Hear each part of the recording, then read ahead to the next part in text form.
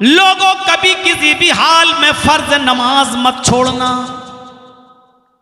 ला तत्रुकन्ना का, किसी भी कंडीशन में किसी भी हालत में तुम फर्ज नमाज मत छोड़ना।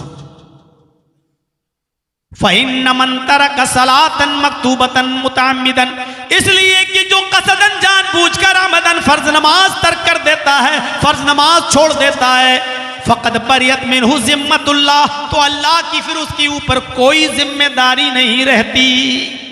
अल्लाह की जिम्मेदारी से वो दूर हो गया।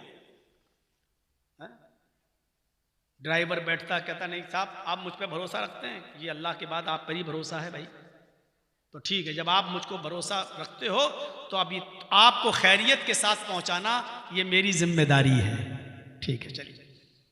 अल्लाह ने कहा नमाज पढ़ोगे तो तुम्हारी जिम्मेदारी है मेरी, और अगर फर्ज नमाज को तुमने छोड़ दिया तो तुम्हारी कोई जिम्मेदारी मेरे ऊपर नहीं है। फ़क़द बरीअत मिन्हु ज़िम्मतुल्लाह, अल्लाह की जिम्मे से वो आदमी दूर हो गया। कभी मत छोड़ना, ये मजबूरी नहीं चलेगी। मैं बैंक में नौकरी करता हूं, लिखा पढ़ी करता हूं, मौलाना साहब बैंक का मैनेजर मुझे इजाजत नहीं देता, मैं जिस ऑफिस में काम करता हूं हमारा मालिक हमारा मैनेजर हमें इजाजत नहीं देता, मैं जो बिजनेस करता हूं उसमें मसरूफ रहता हूं, मैं उसमें जो है हमें फुर्सत नहीं मिलती, क्या मैं शाम को घर आकर इकट्ठी पढ़ सकता हूं? ये सब बहाने नहीं चलेंगे। और माफ कीजिएगा, मसला अपने दिमाग की खोपड़ियों में बिठा लीजिएगा, अच्छी तरीके से मसला याद रखिएगा।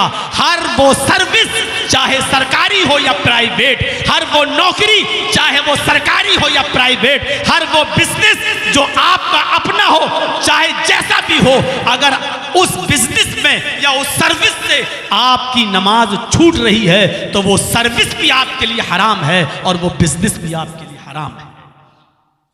नमाज को नहीं छोड़ा जा सकता है, सर्विस छोड़ी जा सकती है, बिजनेस छोड़ा जा सकता है, लेकिन नमाज नहीं छोड़ी जा सकती है। सिर्फ दो चीजें हैं उज्र, ये दो चीजें अगर आपके पास हैं तो नमाज को मुलतवी कर सकते हैं, पोस्टपोन, पढ़ना फिर भी पड़ेगी। वो दो चीजें क्या हैं? इज़ा हज़रत ताम, आपके सामने बीवी ने खाना रख दिया, आपके सामने खाना आ गया और जैसे ही खाना आया अजान होने लगी, अल्लाहु अकबर अल्लाहु अकबर, तो अब खाना खा लो, क्योंकि अब छोड़ के जाओगे तो नमाज में खाने की तरफ दिमाग लगा रहेगा तुम्हारा।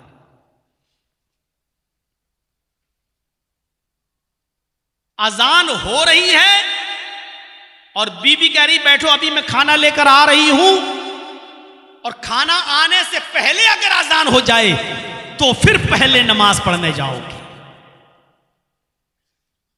हाज़रा का लफ्ज है, अगर हाजिर हो जाए खाना और खाना आ जाने के बाद अगर अजान हो रही है तो पहले खाना खा लो, उसके बाद आप नमाज पढ़ने जाइए।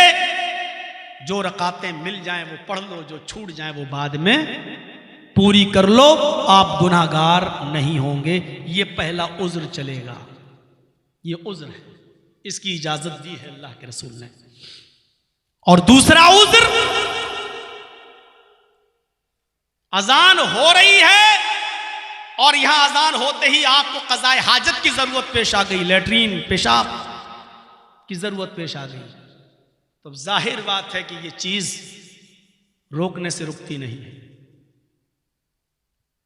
बहुत कोशिश करने के बाद रोक भी लिया तो नमाज पढ़ोगे तो पेशाब रोकोगे, नमाज पढ़ोगे तो डिस्टर्ब होगा, खलल होगा नमाज में।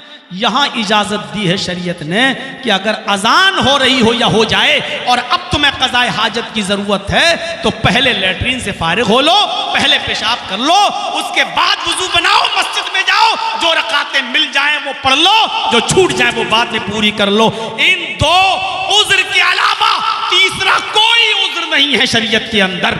आपका बेटा बीमार है, आपका बेटा सख्त बीमार है और अजान हो रही है, इस मौके पर भी आपको नमाज पढ़ना है, लेकिन मस्जिद में नहीं जाना है।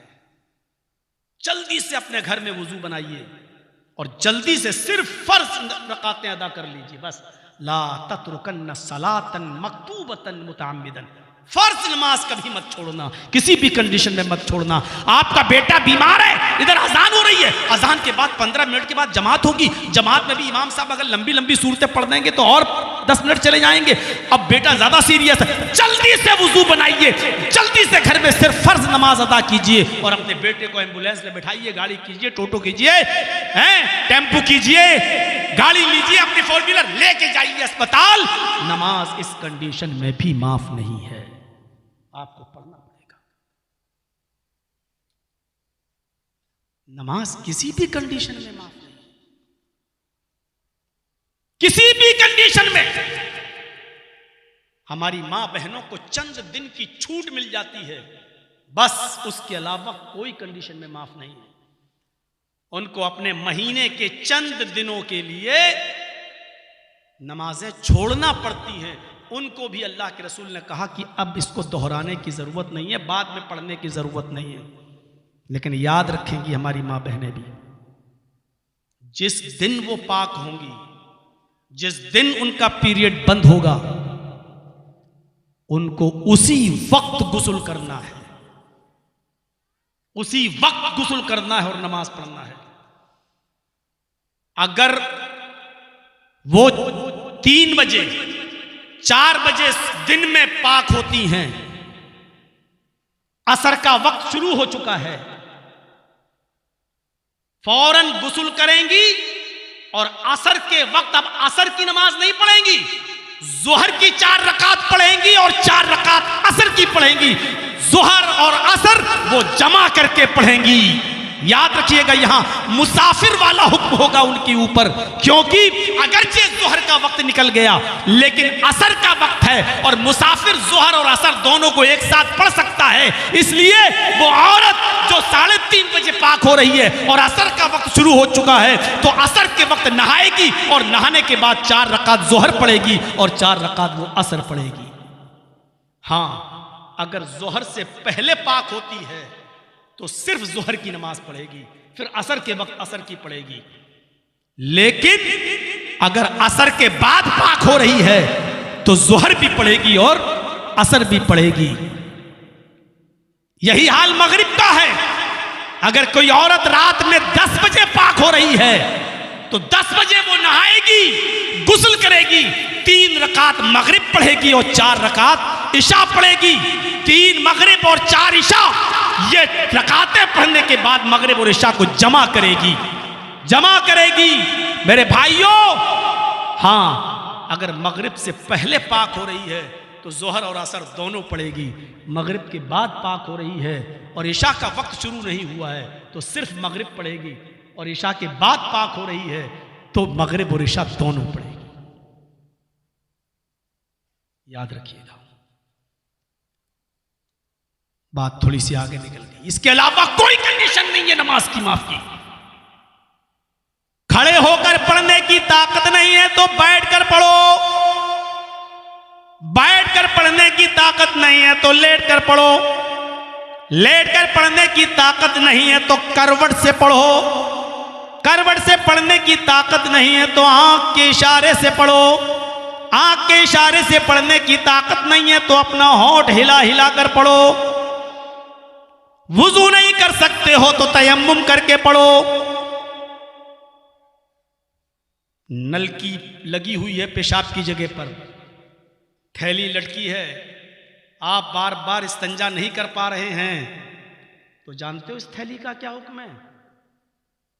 पेशाब अगर आप कर रहे हैं और पानी से धो नहीं रहे हैं और वो पेशाब आपका थैली में जा रहा है तो आप पाकी की हालत में माने जाएंगे, और इस कंडीशन में भी आपको नमाज पढ़ना पड़ेगी, नमाज माफ नहीं है।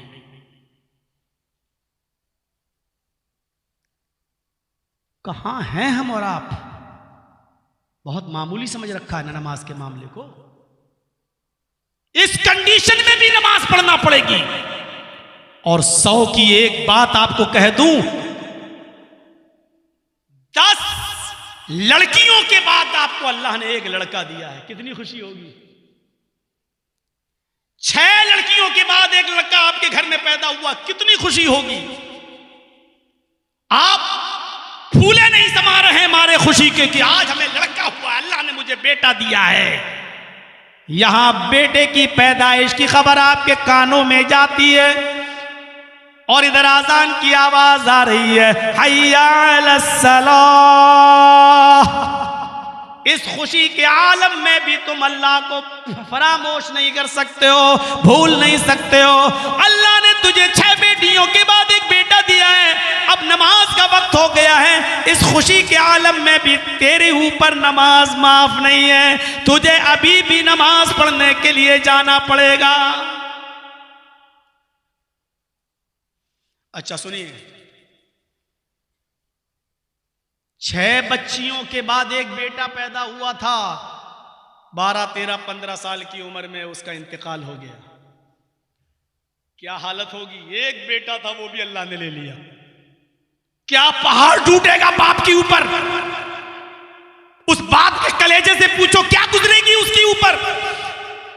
यहां जवान बेटे का इंतकाल हो गया, इकलौता बेटा था। 7-8 बेटियों के बाद एक बेटा मिला था और वो भी मर गया, उसका भी इंतकाल हो गया।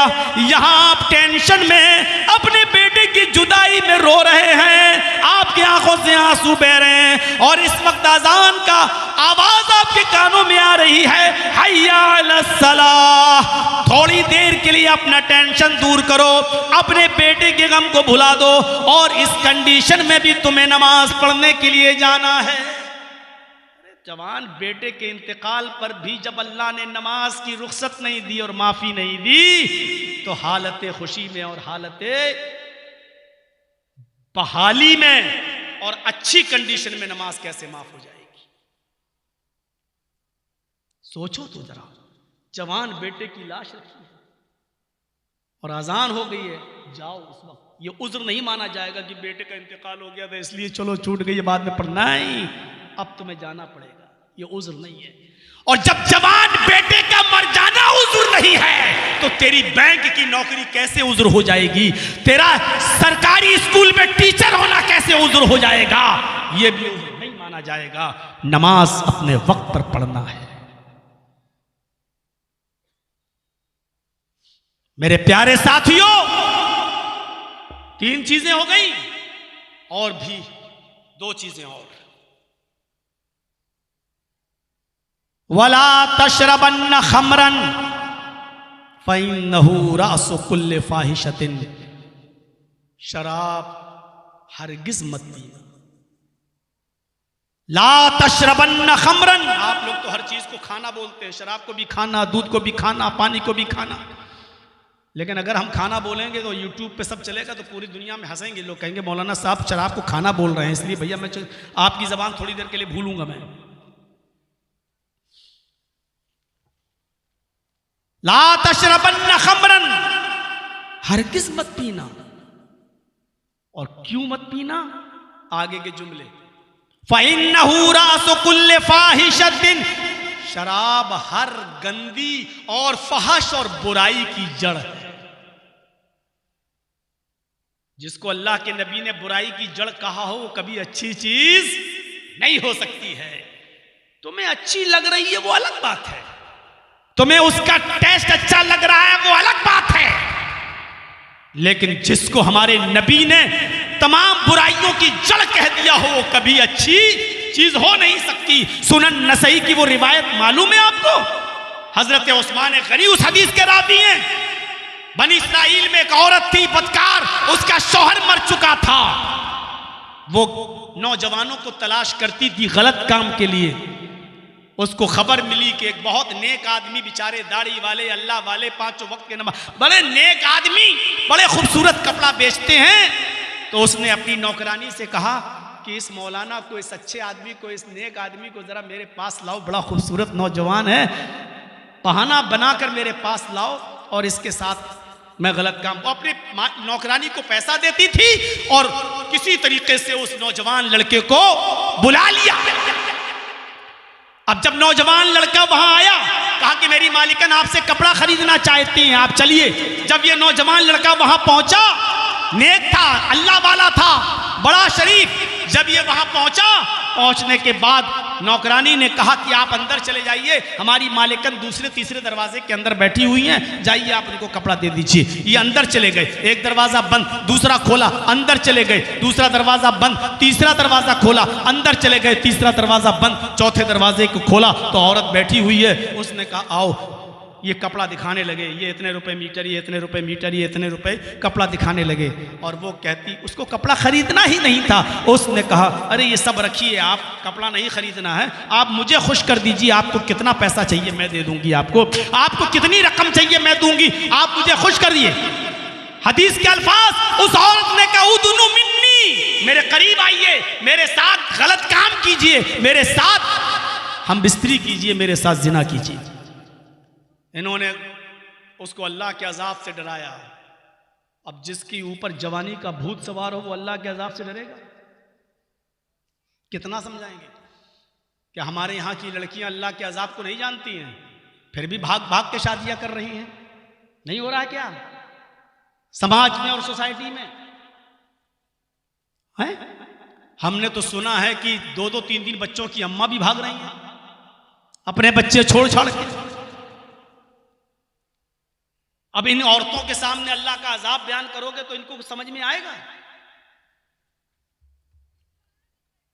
हालात ऐसे हो चुके हैं मेरे भाइयों, दीनी मदरसे में पढ़ने वाली आलिमा और फाजिला, बुखारी पढ़ने वाली, कुरान की तफसीर पढ़ने वाली, बुर्के में जाने वाली, बुर्के में रहने वाली लड़की भी जब उत्तर प्रदेश के अंदर, मेरे प्यारे साथियों, एक कॉन्वेंट स्कूल में अगर पढ़ाती है और पढ़ाते पढ़ाते गैर मुस्लिम लड़के के साथ उसका प्यार का चक्कर चल जाता है तो मंदिर में जाकर और सिंदूर लगा के शादी करती है और हिंदू धर्म को कबूल करती। जब हालात इस स्टेज तक पहुंच जाएं तो आप अपनी बेटियों से फिर क्या उम्मीद रखेंगे? आप समाज की बहन और बेटियों से कौन सी उम्मीद लगाएंगे?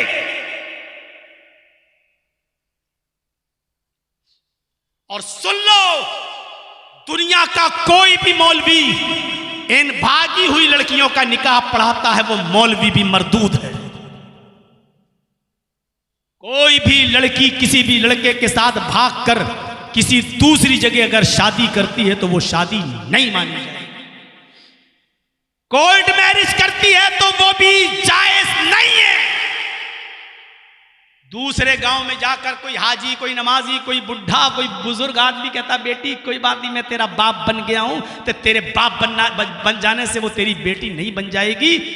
जब तक वो अपने उस भागाए हुए लड़के के साथ रहेगी, जिना का गुनाह इस बने हुए बाप पर भी पड़ेगा। बेगैरत कठमुल्लो, तुम्हें किसने बता दिया कि भागी हुई लड़की का निकाह पढ़ा दो? ये मौलवी साहब बैठ गए, कहाँ कौन है? लड़की भाग के आई है। ऐसा बाप का होना जरूरी है बली? दूसरे गांव का हाजी नमाजी आदमी सऊदिया का रुमाल डाल के, दाढ़ी रख के, मुंह में पान खा के कह रहा मैं इसका बली बन गया हूं, मैं इसका बाप हूं। बाप बन गया तू? तेरे बाप बन जाने से वो तेरी बेटी हो गई। अब मौलाना साहब पढ़ने लगे, या अय्युहल्लज़ीना आमनु तक़ुल्लाह हक़्क़ तुक़ातिही वला तमूतुन्ना इल्ला व अंतुम मुस्लिमून या अय्युहन्नासु तक़ू रब्बकुमुल्लज़ी ख़लक़कुम। अरे मौलवी तू 3 आयतें क्या, 3 कुरान पढ़ता, 3 लाख कुरान पढ़ ले, लेकिन वो लड़की हलाल नहीं होगी जब तक कि उसका बाप इजाजत नहीं देगा तब तक। अपने माँ बाप से भाग कर जाने वाली लड़कियों, बंगाल के किसी भी कोने में तुम निकाह के बाद रह रही हो, रब्बे काबा की कसम तुम हरामकारी कर रही हो, तुम जिनाकारी कर रही हो। तुम्हारे जितने बच्चे पैदा हो रहे हैं वो सब हरामी बच्चे हैं, नाजायज बच्चे हैं। ना उनका वरासत से कोई हक है, ना उनकी जमीन और जायदाद में कोई मिल्कियत है, वो इस हक से महरूम है। वो आदमी भी जिनाकारी कर रहा है, वो लड़की भी बदकारी कर रही है, और जितने बच्चे पैदा हो रहे हैं वो सारे बच्चे हरामी और नाजायज बच्चे पैदा हो रहे हैं, चाहे उसका निकाह सऊदिया के इमाम हरम ने क्यों ना पढ़ाया। शरीयत तेरे बाप की मीरास है क्या? शरीयत में उमर और अम्मार का नहीं चला तो तेरा चलेगा फतवा? 2-2 बच्चों की अम्मा और 5-5 बच्चों की अम्मा भाग गई, बच्चों को छोड़ के भाग गई। और बाद में पता चला जब मरेंगी ना, न इधर के हुए न उधर, न खुदा ही मिला न विसाले सनम, न इधर के रहे न उधर के हुए हम। गलत है, नहीं होना चाहिए। बाप मौजूद है तो बाप वली है। निकाह पढ़ाते वक्त बाप से इजाजत ली जाएगी। हमारे यहां निकाह पढ़ाते हैं, एक वकील बनता है, 2 गवाह बनते हैं, वकील मोहल्ले का कोई एक आदमी नहीं, बाप वकील बनेगा। अगर बाप जिंदा है तो, और बाप कहेगा कि हां हम अपनी बेटी की शादी कर रहे हैं, और बेटी भी अगर उस शादी से खुश है तो दोनों तरफ है। बाप शादी जबरदस्ती करा रहा है बेटी की और बेटी वहां नहीं करना चाहती, तब भी शादी नहीं होगी। सुन लीजिए, बेटी जहां शादी करना चाह रही है वहां शादी होगी, लेकिन बगैर बाप की इजाजत के नहीं होगी। ये दोनों चीजें। और अगर बाप ने जबरदस्ती किसी लड़की का निकाह करा दिया और लड़की ने बेमन निकाह कर लिया, चाहती नहीं थी, तो उस लड़की को इख्तियार है वो अपने हस्बैंड के साथ रहे या उससे खुला लेकर अलग हो जाए। उस लड़की को पूरी अथॉरिटी है, पूरा पावर है, और शरीयत ने उस लड़की को इस बात की इजाजत दी है। इसलिए हमारे वालिदैन को चाहिए कि अपनी लड़कियों की भी मर्जी पूछें, बेटा फला जगह तुम्हारा रिश्ता करना चाहता हूं, क्या वो लड़का तुम्हें पसंद है? शरीयत के मामले में शर्म नहीं। बाप खुद पूछे अपनी बेटी से। बाप को कहते बेटी हमें क्या जवाब देगी, बेटी को बता देना भी चाहिए। हजरत उमर ने तो अपनी बेटी से पूछा था कि बेटी तुम सच सच बताओ कि एक औरत शौहर के बिना कितने दिन तक रह सकती है? पहले इशारा किया 1, कहा अगर और नेक हुई तो, कहा 2 महीना, और कहा 3 महीना, कहा बेटी अगर बहुत ज्यादा नेक हुई लड़की तो, कहा 4, कहा बहुत अल्लाह वाली हुई तो, इशारा कर दिया यानी 4 से ज्यादा नहीं। 2-2 साल सऊदीया में रहने वालों, बीवी को यहां छोड़ के जाने वालों, हजरत उमर फारूक ने कानून बना दिया था कि कोई भी आदमी अगर मैदान जंग में भी जाएगा तो 4 महीने से ज्यादा उसको वहां नहीं रोका जाएगा, और 4 महीने में एक बार घर भेजा करते थे। इसका नाम है शरीयत। तुमने घर की खेती समझ लिया। वो इधर जा रहा है कोई तो दुबई, वो उधर मुंह मार रहा है, ये इधर मुंह मार रही है, 2-2 बच्चे 3-3 बच्चों की अम्मा भागेगी नहीं तो क्या होगा? ये पर्सनल जिंदगी है, इसमें आप, हाँ बीवी अगर आपको इजाजत दे रही है वो एक अलग मैटर हो जाता है, लेकिन वो किस दिल से इजाजत देती है तो उसको समझना मर्द का। अब तुम गरीबी का हवाला दे रहे हो, साहब बहुत गरीबी है, बीवी हमें जाने दो, और वो मजबूर है आपकी हालत देख कर भेज रही है। अरे तुझसे किसने कहा था कि 50,000 रुपए कमाने जा? तू 10,000 रुपए यहां कमा। जरूरी है जो सुकून तुझे यहां रहकर अपनी बीवी के साथ मिलेगा वो वहां नहीं मिल सकता है। तू भले ही पैसा कमा ले, लेकिन सुकून पैसा नहीं दे सकता है। कितने लोग ऐसे हैं जिनके पास लाखों करोड़ों रुपया है, लेकिन फ्रिज का पानी पीने से डॉक्टर ने मना किया है, नहीं पी रहे हैं। क्यों? अमीर आदमी है, सुकून कहां तेरी जिंदगी में? डॉक्टर ने मना किया, तला हुआ चीज, तेल मसाले की चीज नहीं खा सकते हो, सब दलिया खा रहे हो, खिचड़ी खा रहे हो, सब कुछ है तेरे पास लेकिन खिचड़ी खा रहा है। पैसा सुकून नहीं दे सकता है। अला बिज़िक्रिल्लाहि तत्मइन्नुल कुलूब, अगर सुकून कोई चीज दे सकती है तो वो है अल्लाह का जिक्र। और मियाँ बीवी का ताल्लुक भी जिक्र है। अल्लाह के रसूल कहते हैं कि अगर कोई शख्स अपनी बीवी के साथ हम बिस्तर होता है, सुनिए शर्म की बात नहीं, तो इस काम पर भी उसको सवाब मिलता है, नेकी। सहाबा ने कहा अल्लाह के रसूल इस पर भी सवाब? हम अपनी लज्जत के लिए, हम अपने एंजॉय के लिए ऐसा करते हैं फिर भी सवाब? तो अल्लाह के नबी ने कहा अगर वो अपनी हलाल बीवी को छोड़कर किसी गैर औरत के पास जाए तो उसको गुनाह पड़ेगा या नहीं पड़ेगा? तो कहा हाँ उसको गुनाह पड़ेगा। तो कहा जब वो हराम जगह से बचकर हलाल जगह पर अगर एंजॉय हासिल कर रहा है तो उसको नेकी क्यों नहीं मिलेगी? ये है शरीयत। मौलाना साहब यहाँ इतने लोग भाग रहे हैं, इतनी भाग रही हैं, समाज में भी तो देखो तुम्हारे अंदर पर्दा कितना है। जलसों में मेले लगाओगे तो क्या हाल होगा, चूड़ियां बिकेंगी तो क्या हाल होगा, लिपस्टिक चुपड़ चुपड़ के, मेकअप थोप थोप के जलसों में भी आएंगी तो क्या होगा। तसव्वुर तो करो आप, हम हैं कहां, मैदाने जंग हो रही है, एक औरत का बेटा मैदाने जंग में जंग लड़ रहा है। अबू दाऊद किताबुल जिहाद, लड़ते लड़ते वो बेटा मैदाने जंग में कत्ल कर दिया जाता है। उस बच्चे का नाम है खल्लाद। मैदाने जंग में बेटा कत्ल कर दिया गया, उसके घर खबर पहुंचाई गई। मां ने दरवाजा खोला, क्या हुआ, कहा तेरा बेटा मैदाने जंग में था। जी मैंने भेजा था। कहा आज अल्लाह ने तेरे बेटे को शहादत से नवाजा है।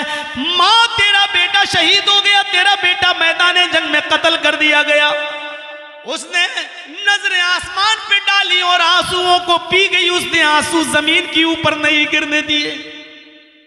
हाथों में गिलेब्स पहने, पैरों में सॉक्स पहने, अपने हाथों को छिपाया, पैरों को छिपाया और ढीली ढाली चादर ओढ़ी, चेहरा छिपाया, सिर्फ आंखें खुली हैं। और इस हाल में वो मैदाने जंग में जाती है और चीख कर कहती है, आई नबनी, आई नबनी, मेरा बेटा कहाँ है, मेरा बेटा कहाँ है। लोगों ने कहा तू कौन, मनंती, कौन है तू।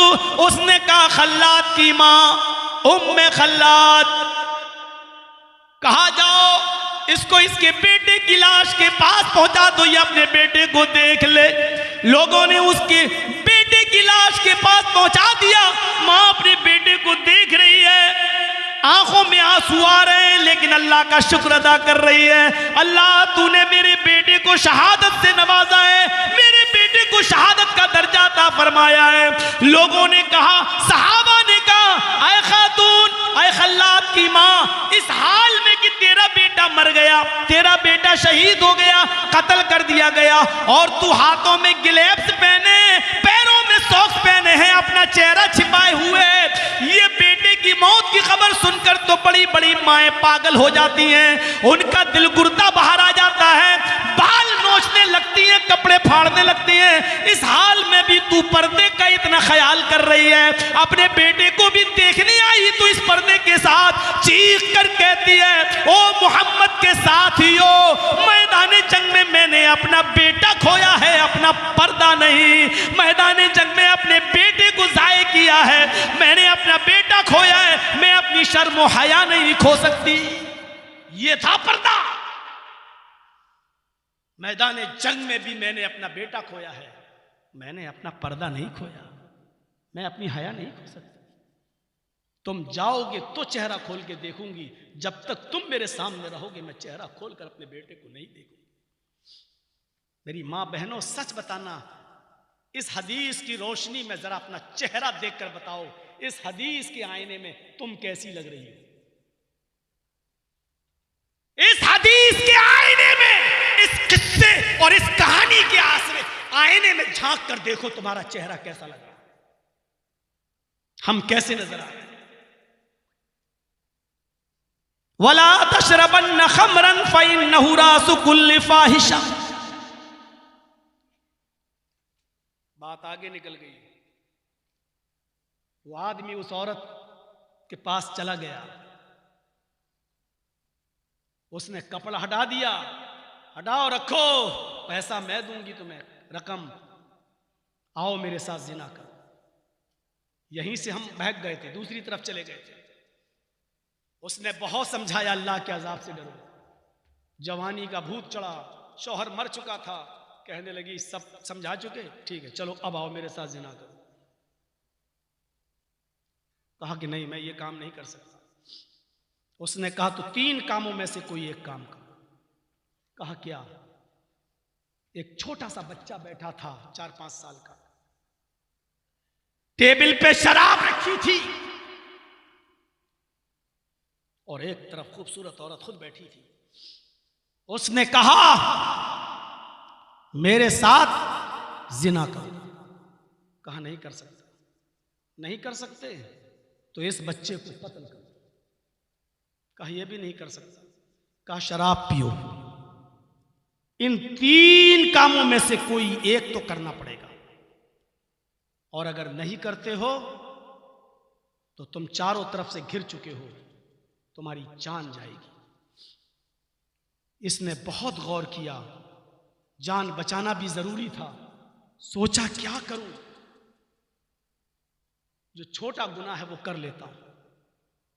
इसने कहा जिना करूंगा तो ये बड़ा गुनाह है, इस बच्चे को कत्ल करूंगा ये और बड़ा गुनाह है। किसी मासूम की बच्चे की जिंदगी से क्यों खिलवाड़ करूंगा, चलो शराब पी लेता हूं। उस अल्लाह के नेक बंदे ने शराब की बोतल उठाई और पी लिया। शराब पीने के बाद उसको नशा आया। जब नशा आया तो नशे में उसकी अकल काम करना बंद कर दी, और जब अकल ने काम करना बंद किया तो उसने उस बच्चे को कत्ल भी कर दिया और उस औरत के साथ जिना भी कर लिया। सोचा था कि छोटा गुनाह कर लूं, लेकिन जब शराब पी तो तीनों गुनाह कर बैठा। अल्लाह के रसूल ने इस मौके पर यह वाक़या बयान करने के बाद फरमाया, ला तशरबन्न खमरन फ़इन्नहु रासु कुल्लि फ़ाहिशतिन, लोगों शराब कभी मत पीना, क्योंकि शराब तमाम बुराइयों की जड़ है। अल्लाह के रसूल ने ऐसे ही नहीं कहा है। बनी इसराइल में अगर किसी ने अपनी माँ के साथ जिना किया होगा चौराहे पर, सड़क पर, तो मेरी उम्मत में कयामत उस वक्त तक नहीं आएगी जब तक कि मेरी उम्मत के लोग भी अपनी माँ के साथ, बहन के साथ, बेटी के साथ जिना न कर लें। लकाना फी उम्मती मन यस्नउ ज़ालिक, मेरी उम्मत में भी ऐसे लोग पैदा होंगे जो अपनी माँ के साथ जिना करेंगे। और माँ के साथ जिना एक मुसलमान कब करेगा? चौराहे पर, रोड पर कब करेगा? जब वो शराब के नशे में चूर होगा और शराब उसकी अकल को खराब कर देगी। वो अपनी माँ, अपनी बहन और अपनी बेटी की इज्जत भी चौराहे पर सबके सामने लूटने में, और अपनी माँ, बहन, बेटी की इज्जत के साथ भी खेलने में कुछ झिझक महसूस नहीं करेगा, क्योंकि शराब उसके दिमाग से सोचने और समझने की सलाहियत को खत्म कर देगी। नौजवानों, बहुत बुरी चीज है, इससे बचो। और जब शराब इतनी खतरनाक चीज है तो अफीम और गांजा कितनी खतरनाक चीज है, पाउडर कितनी खतरनाक चीज है।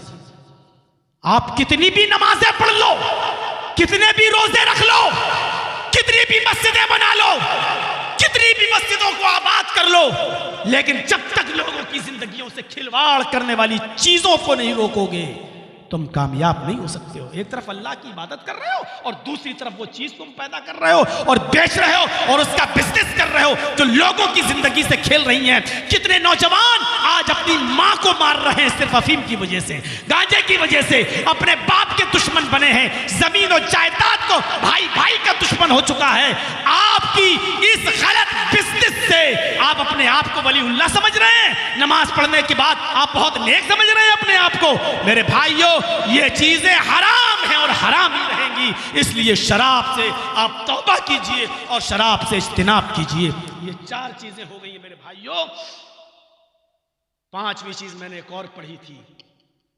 अल्लाह के रसूल ने फरमाया, व इय्याका वल मासिया फ़इन्न बिल मासियति हल्ल सखतुल्लाह। मासियत और गुनाह के हर काम से बचना, मासियत और गुनाह के हर काम से बचना। जहां अल्लाह की नाफरमानी और गुनाह के काम होते हैं, अल्लाह का अजाब उस बस्ती पर हलाल हो जाता है। ये नाफरमानी के काम है शराब पीना, ये नाफरमानी के काम है जुआ खेलना, ये नाफरमानी का काम है कैरम बोर्ड सट्टे के साथ और पैसा लगाकर खेलना, ये नाफरमानी का काम है कि कलिया चक के चौराहे पर जाकर लॉटरी के टिकट खरीदना, ये नाफरमानी का काम है कि इंडिया और पाकिस्तान के होने वाले मैच में हर बॉल पर और हर एक प्लेयर पर सट्टा और दड़ा लगाना, ये सब नाफरमानी के काम है। बेपर्दगी के साथ घूमना, लिपस्टिक, पाउडर और क्रीम लगाकर बेपर्दगी के साथ चौराहों पर जाना और बाजारों में जाना। जिन बस्तियों में अल्लाह की नाफरमानी का काम होता है, उस बस्ती के ऊपर अल्लाह का अजाब हलाल हो जाता है। अल्लाह कहता है कि अब इस बस्ती पर अजाब नाजिल करना हलाल है मेरे लिए। अजाब की कई शक्लें हो सकती हैं। 12:15 हो चुके हैं, शायद मुझे लेने के लिए गाड़ी आ भी चुकी होगी। मुझे तलकोला की तरफ निकलना है, कल का प्रोग्राम मेरा वहाँ है। मेरे भाइयों 24 और 25 दिसंबर को इंशाअल्लाह आपसे फिर मुलाकात होगी। नारायणपुर की सरजमीन पर प्रोग्राम दे चुका हूँ और इंशाअल्लाह इसी किस्म का टॉपिक इस्लाह मुआशरे पर आपके सामने रखेंगे। अल्लाह ताला से दुआ है कि बारे इलाह हमारी ख़ताओं को माफ़ फरमा दे, हमारे गुनाहों को बख्श दे, हमारी माँ बहनों को पर्दे की तौफीक अता फरमा। इलाहुल आलमीन शराब से हमारी नस्ल को तौबा करने की तौफीक अता फरमा। अल्लाह हमारी माँ बहनों को बाहया और बाशरम बना दे। अल्लाह हमें रिज़्क़ हलाल खाने की तौफीक अता फरमा। बारे इलाह जब तक तू हमें ज़िंदा रख, इस्लाम पे ज़िंदा रखना, और जब हमारा खात्मा हो तो ईमान पर हमारा खात्मा फरमाना। वमा अलैना इल्लल बलागुल मुबीन व आखिरु दअवाना अनिल हम्दुलिल्लाहि रब्बिल आलमीन। अस्सलामु अलैकुम व रहमतुल्लाहि व बरकातुहू।